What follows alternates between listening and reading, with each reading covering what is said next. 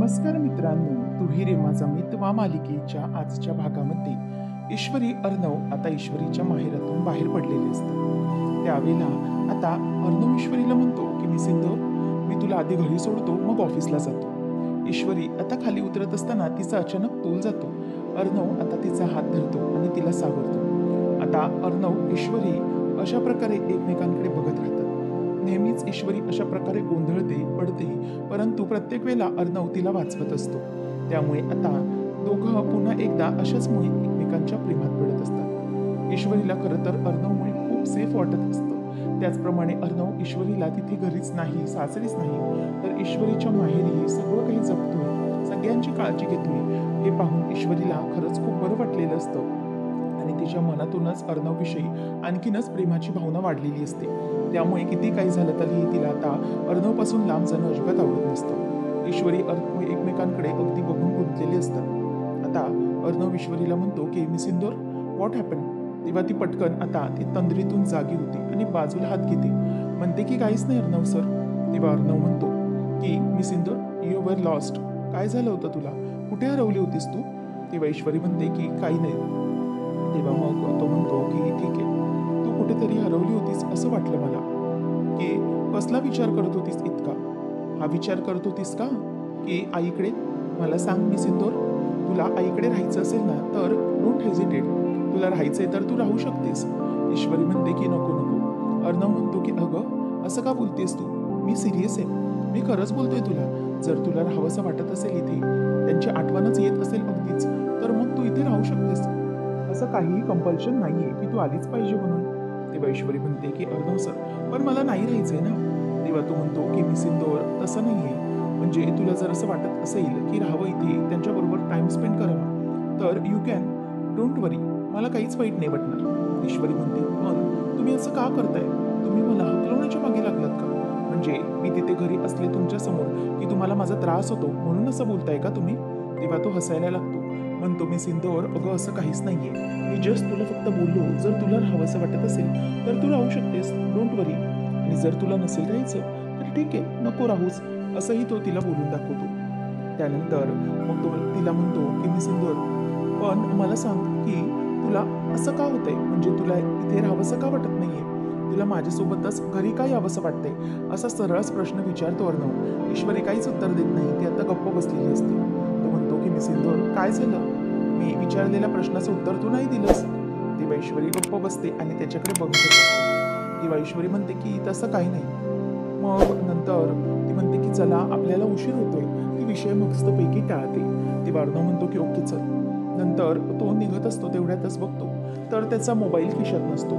मग ईश्वरीला तो म्हणतो की मी सिंदूर, बहुतेक तुझ्या घरीच माझा मोबाईल राहिलाय, मी घेऊन येतो. ईश्वरी म्हणते की चला मी पण येते तुमच्यासोबत. तेव्हा ईश्वरीला अर्णव म्हणतो की ओके चल, जर आत्याने माझ्यावर अचानक अटॅक केला तर? असं म्हणून तो गालातच हसतो. नंतर इथे सुप्रिया आणि बाबांच्या छान अशा गप्पा सुरू असतात.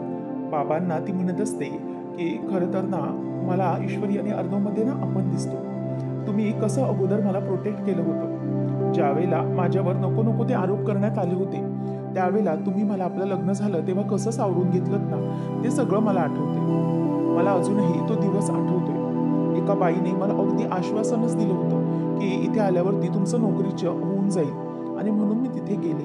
तर ती बाई मला बोलली की रमाकांत सर आतमध्ये आहेत, त्यामुळे मी तिकडे गेले होते.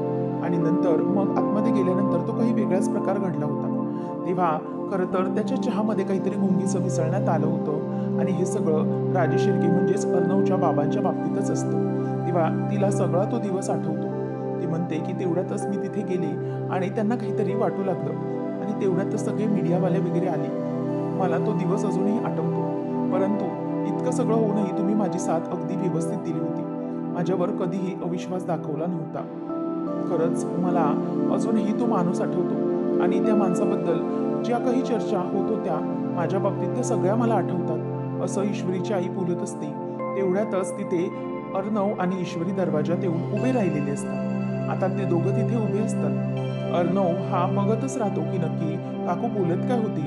ईश्वरीच्या पण चेहऱ्यावर सेम सिच्युएशन असते, आणि अर्णव आणि ईश्वरी दोघांचेही चेहरे अगदी विचित्र झालेले असतात. म्हणजे काहीतरी ऐकायला झाले का किंवा काही वेगळंच काही ऐकायला मिळाले का असे खरं तर त्यांचे चेहरे झालेले असतात. त्यामुळे सुप्रिया आणि संजय दोघं जणही घाबरतात. ईश्वरी आता पुढे येते. ईश्वरी म्हणते की आई, तेव्हा ती म्हणते की काय झाले बाळा? तेव्हा ईश्वरी तिच्याकडे बघतच राहते. सुप्रिया मात्र आता घाबरून दोघांकडे बघायला लागते, कारण त्यांनी सगळं ऐकलंय की काय असं तिला आता वाटायला लागतं. त्यानंतर आपल्याला पाहायला मिळतं राकेश मस्तपैकी अजूनही चहाच डोसत बसलेला असतो. विचार करतो की अरे वा, मला तर खूप मजा वाटते.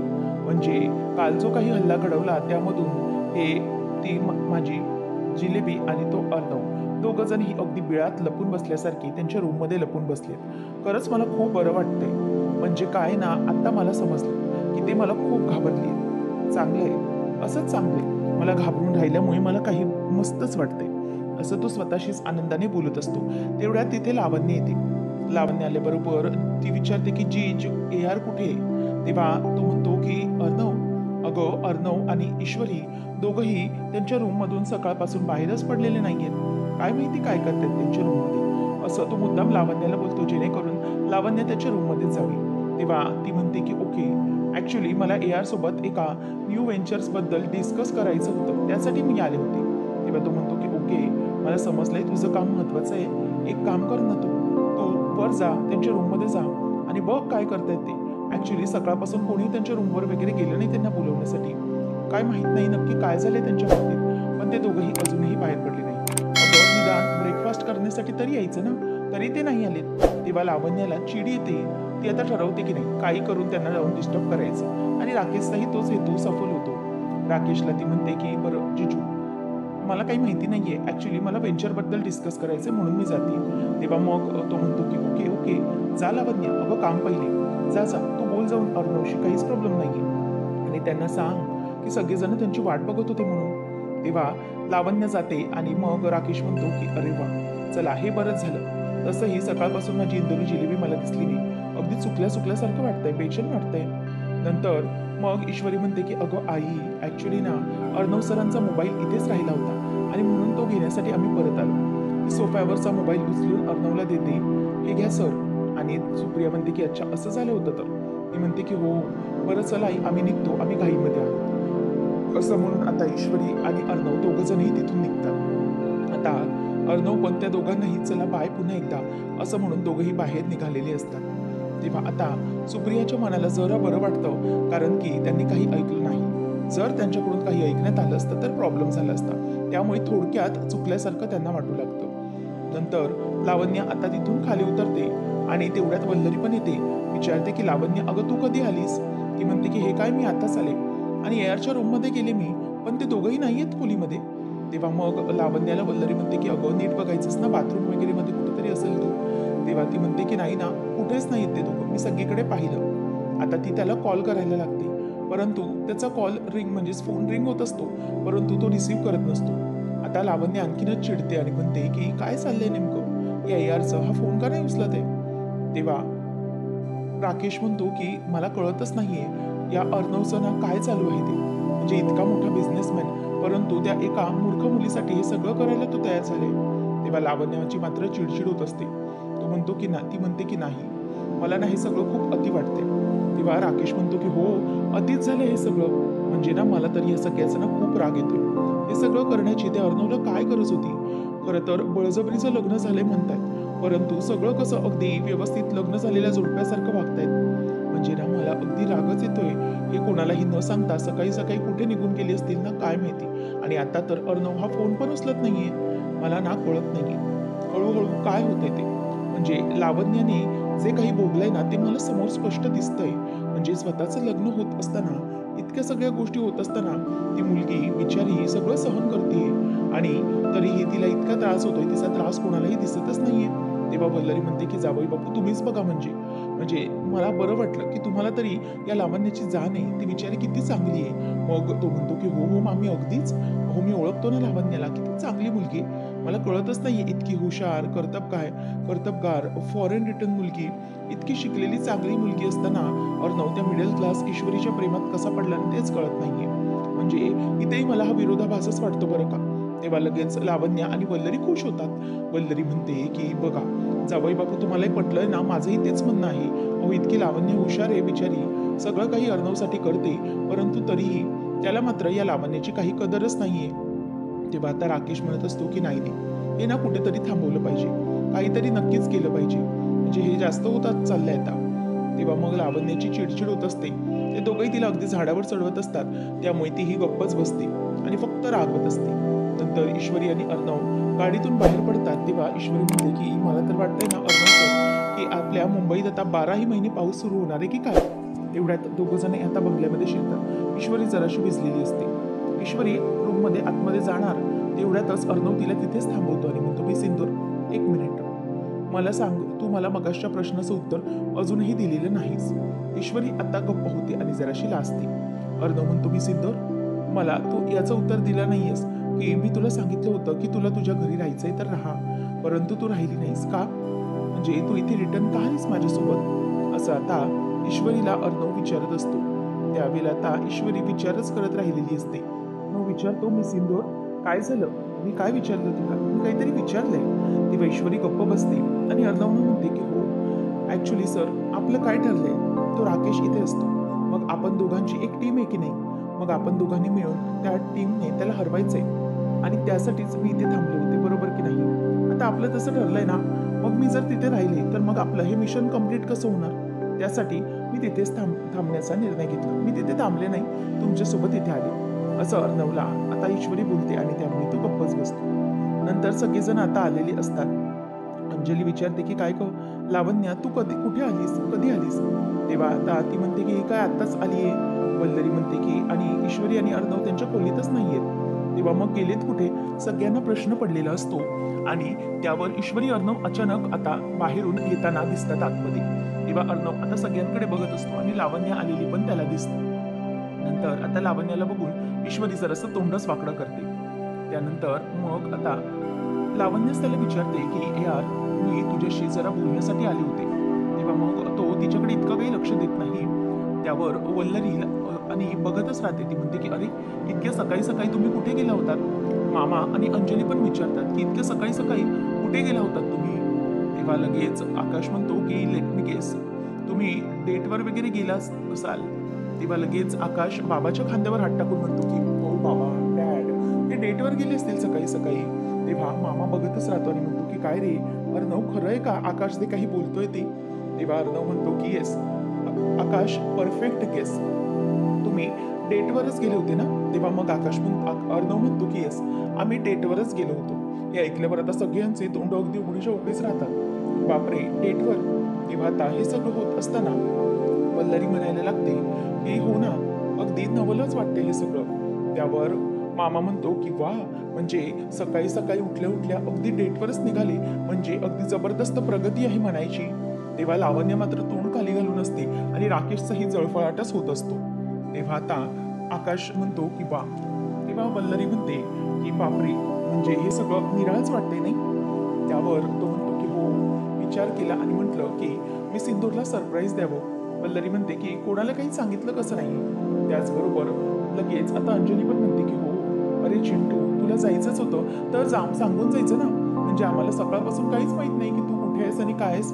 तेव्हा तो म्हणतो की ऍक्च्युली त्याचं काय आहे ना ताई, ऍक्च्युली मी हे मिस इंदोरला पण सांगितलेलं नव्हतं, कारण तिच्यासाठी हे सरप्राईज होतं म्हणून. हे ऐकून मामा तर खूपच भयंकर खुश झालेला असतो. राकेश त्यांच्याकडे बघून अगदी चिडत असतो आणि तो म्हणतो की म्हणूनच आम्ही सकाळी सकाळीच निघालो. ईश्वरी गप्पच असते, ती काहीच बोलत नाही, कारण अर्णव खोटं बोलतोय आणि त्यात आपण काय बोलायचं हे तिला काहीच कळत नसतं. त्याचबरोबर इथे आता लावण्य म्हणते की मी तुला कॉल करत होते पण तू उचलला नाही. तो म्हणतो की ऍक्च्युली मी ड्राईव्ह करत होतो, त्यामुळे मला कळलं नसेल. आकाश म्हणतो की अच्छा, ओ ड्राईव्ह, म्हणजे मस्तपैकी लॉंग ड्राईव्हला गेलेली असणार. आता तो काहीच बोलायच्या अगोदर अर्णवला ठसका लागायला लागतो, कारण आता सगळ्यावरती काय उत्तर द्यावं हे त्याला त्यावेळेला सुचत नसतं. त्याला ठसका लागल्याबरोबर ईश्वरी पटकन जाते आणि त्याला पाणी आणून देते आणि म्हणते की अर्णव सर, हे घ्या पाणी. तेव्हा अर्णवकडे ते बघतच राहतात सगळेजण. ईश्वरी म्हणते की अर्णव सर, हे घ्या पाणी पिऊन घ्या. तेव्हा अर्णव आता पाणी पितो आणि पुन्हा पुन्हा सगळेजण त्याला थोडे थोडे प्रश्न विचारत असतात. आता त्यांना काय उत्तर द्यावं हे कळत नाही. तेव्हा ईश्वरी म्हणते की अर्णव सर, हे घ्या पाणी पिऊ. तेव्हा तो ईश्वरीवर जरासा असा वैतागत असतो ईश्वरी म्हणते की काय आहे तुमचं हे, आणि मग ती आता हसायला लागते. अर्णव आता तिच्याकडे बघूनच हसत असतो. आता दोघांचंही ते असं परफेक्ट कॉम्बिनेशन पाहून सगळेजण त्यांच्याकडे बघतच राहिलेले असतात. त्याचबरोबर इथे आता दोघं ज्याप्रमाणे हसत खेळत एकमेकांशी वागत असतात, बोलत असतात, त्यामुळे लावण्या, वल्लरी आणि राकेश सगळे चळफळत अगदी असतात. कारण की त्यांना हे जे काही म्हणजे दोघांचं नातं असतं ते अजिबातच आवडत नसतं. त्याचबरोबर अर्णवला पुन्हा एकदा बोलता बोलता ठसका लागायला लागतो. आता ईश्वरी काय करते, स्वतःच्याच हाताने ग्लास धरते आणि त्याला पाणी पाजत असते. आणि हे पाहून अगदी अंजलीचे डोळे उघडेच्या उघडेच राहतात. म्हणजे चालले तरी काय, इतकी इतकी प्रगती चालली आहे, बरंच झालं असं म्हणून आता त्या दोघांनाही त्यांचं कौतुकच वाटत असतं. नंतर आता ईश्वरी म्हणत असते की अर्णव सर, हे घ्या, पाणी पिऊन घ्या, हळू, सावकाश. असं बोलत असताना लावण्या त्याच्याकडे बघत राहते की नक्की यांचं चालू तरी काय बाबा. तेवढ्यात मामा म्हणतो की चला रे बाबा चला, मला वाटतंय की आपल्या न्यूली वेड क्यूट कपलला स्पेसची गरज आहे की नाही, चला आपण आपल्या आपल्या कामाला लागू, चल रे आकाश, असं म्हणून तो चलतो. आता आकाश लावण्याला तिथून बाजूला करण्यासाठी म्हणतो की लावण्या, त्या न्यू वेंचर बद्दल मी तुला सांगतो, मला दादाने सगळं काही सांगितलेलं आहे, असं म्हणून तोही तिला आता बाजूला घेऊन चाललेला असतो. आता ईश्वरी अर्णवला पाणी पाजत असते. हे सगळं होत असताना लावण्या पण आता आकाशशी बोलण्यासाठी बाजूला जाते. सगळेजण बाजूला होतात. राकेश मात्र तिथेच तसाच उभा असतो. आता राकेशला हातावर घडी घालून बघण्यापेक्षा दुसरा काही हातात ऑप्शन नसतो. तो आता अगदी रागानेच त्यांच्याकडे बघत असतो. आणि त्यानंतर मग आता तो त्यांच्या समोरून निघून जातो. ईश्वरी आणि अर्णव यांनी एकमेक याला बघितलंच नाही असं जणू ते दाखवत असतात. आता जेव्हा राकेश हा बाजूने निघून जातो तेव्हा ते दोघंही शांत होतात आणि अर्णव म्हणतो की मी सिंदूर, तो निघून गेलाय. तेव्हा ईश्वरी म्हणते की काय झालं. तेव्हा अर्णव म्हणतो की मी सिंदूर, आपण जे मिशन ठरवलं होतं ना ते सक्सेसफुल झालं, बघितलं का, तिथून तो निघून गेला आहे. आणि राकेशचा चेहरा अगदी पाहण्यासारखा झालेला कसा झाला होता ते. तेव्हा ईश्वरी म्हणते की हो, अगदी बरोबर, जळत होता तो आपल्यावर. मग अर्णव म्हणतो की मी सिंदूर, तू विसरलीस का आपलं मिशन, त्यासाठीच मी खोटं बोललो की आपण डेटवर गेलो होतो. तेव्हा आता ईश्वरीला त्याची शक्कल कळते आणि ती हसायला लागते की अच्छा, म्हणजे तुम्ही म्हणून केलं होतं का. आता ती जोरजोरात हसून तिला मजा येत असते. लावण्या, वल्लरी पुन्हा एकदा मागच्या बाजूला येऊन त्याचबद्दल डिस्कशन करत असतात की नक्की यांचं चाललंय तरी काय. तेव्हा वल्लरी म्हणत असते की हे ना प्रकरण वाटतंय तितकं सोपं नाहीये. मग तेवढ्यात अर्णव तिथून जातो आणि राकेश येतो आणि म्हणतो की मला तर कळतच नाहीये, म्हणजे लावण्या, हे बघ, हे बळजबरीचं लग्न आहे म्हणता म्हणता हे दोघं जण खरंच नवरा बायको सारखे वागायला लागलेत की काय, असं वाटतंय मला. आणि जर हळूहळू असंच होत राहिलं ना तर खूप मोठा प्रॉब्लेम होईल बरं का. तेव्हा लावण्य मात्र चिडते आणि नाही, असं होऊ शकत नाही असं त्याला म्हणते. तो म्हणतो की नाही अगं लावण्या, तू पुढच्या पॉसिबिलिटीजचा विचार कर की काय होऊ शकतं. आता ईश्वरी आणि अर्णव कसे वागतात बघितलं ना. अर्णव कसलाही विचार करत नाहीये ईश्वरीच्या पुढे, सतत तिच्या आपल्या मागे पुढे असतो. उद्या जाऊन ना ऑफिसमध्ये ती तुझी बॉस बनेल आणि मग अर्णवची बाईक म्हटल्यावर ती तुझी बॉस, बरोबर की नाही. मग तुला तिला सारखं सारखं okay madam, thank you madam, sorry madam असंच करत बसावं लागेल. त्यामुळे तू विचार कर की तुला आता पुढे काय करायचं ते. नाहीतर असं राहिलंस तर खूप मोठा प्रॉब्लेम होऊ शकतो. आणि उद्या जाऊन तिने हे घर ताब्यात घेतलंय, उद्या जाऊन ती तिचं ऑफिसही हे ताब्यात घेऊ शकते, लक्षात घ्या. तेव्हा मग आता लगेच लावण्या आणि वल्लरी दोघेही विचार करतात की अगदी बरोबर आहे. त्याबरोबर लावण्य म्हणायला लागते की आता काय करायचं पुढे. तेव्हा लावण्याला वल्लरी म्हणायला लागते की एक काम करायचंय, आता त्या दोघांनाही कसं वेगळं ठेवायचं ना हे बघितलं पाहिजे. राकेशही म्हणतो की हो, आता ना चिडचिड करून काहीही हाती लागणार नाही. वल्लरी म्हणते की हो, अगदी बरोबर, मी पण तेच समजावतं जावं बघू तिला. तेव्हा लावण्य म्हणते की हे बघा, आता काय करायचंय मला तर समजत नाहीये. त्यावर आता लगेच दोघंही ठरवतात की काही झालं तरी ना त्या ईश्वरीला त्याच्यापासून वेगळं करायचं, काही झालं तरीही. तेव्हा लावण्य म्हणत असते की मला एकच गोष्ट हवी, ती म्हणजे त्या मिडल क्लास ईश्वरीला कायमचं ARच्या पासून लांब करायचे, आणि ते करण्यासाठी मी काही करू शकते. राकेश म्हणतो की येस लावण्या, असंच डोक्यात ठेव आता, आणि असं डोक्यात ठेवल्याशिवाय तुझं आता काही होणार नाही. तेवढ्यातच ईश्वरी आता मस्तपैकी काहीतरी बनवत असते. अंजली येते आणि म्हणते की वाव, म्हणजे काहीतरी मस्त चाललंय वाटतं नवऱ्यासाठी. ईश्वरी म्हणते की हो, ॲक्च्युली अर्णव सर काय त्या डाएट फूडच्या नावाखाली उगाचच घासपूस खात असतात असं वाटतं मला. त्यामुळे त्यांच्यासाठी नाश्ता बनवते, काहीतरी हेल्दी आहे पण त्यांच्या पोटाला रुचेल असंच आहे ते. तेव्हा मग लगेचच अंजली म्हणते की वा, म्हणजे नवऱ्याची काळजी करणं सुरू आहे, चांगलं चाललंय सगळं, अगदी व्यवस्थित चाललंय. खरंच बघून आनंद झाला मला, असं अंजली मनातच म्हणते. त्याबरोबर आता इथे अंजली विचार करत असते. ती म्हणते की मला असं वाटतंय की तुमचं लग्न ज्या परिस्थितीत, ज्या घाईघाईत झालं ना, त्यानंतर आता तुमची गाडी रुळावर हळूहळू यायला लागली. त्यामुळे खरंच मला खूप बरं वाटतंय, असं अंजली तिचं कौतुक करून म्हणत असते. नंतर मग आता ईश्वरीला ती विचारते की काय गं, मला सांगशील का ईश्वरी, काल तुम्ही डेटवर कुठे गेला होतात? तेव्हा असं म्हटल्यावर ईश्वरीचं तोंड अगदी बंद होऊन पडतं. काय बोलायचं काहीच कळत नाही, कारण की खोटं सांगितलेलं होतं अर्णवने. तेव्हा अंजली म्हणते की काय गं, सांग ना, कुठे गेला होतात तुम्ही? म्हणजे मी फक्त तुझी काही नणंदच नाहीये, काही मी तुझी मैत्रीण पण आहे ना, मग सांग ना मला की कुठे गेला होतात तुम्ही डेटवर, आणि चिंटू कुठे घेऊन गेला होता तुला?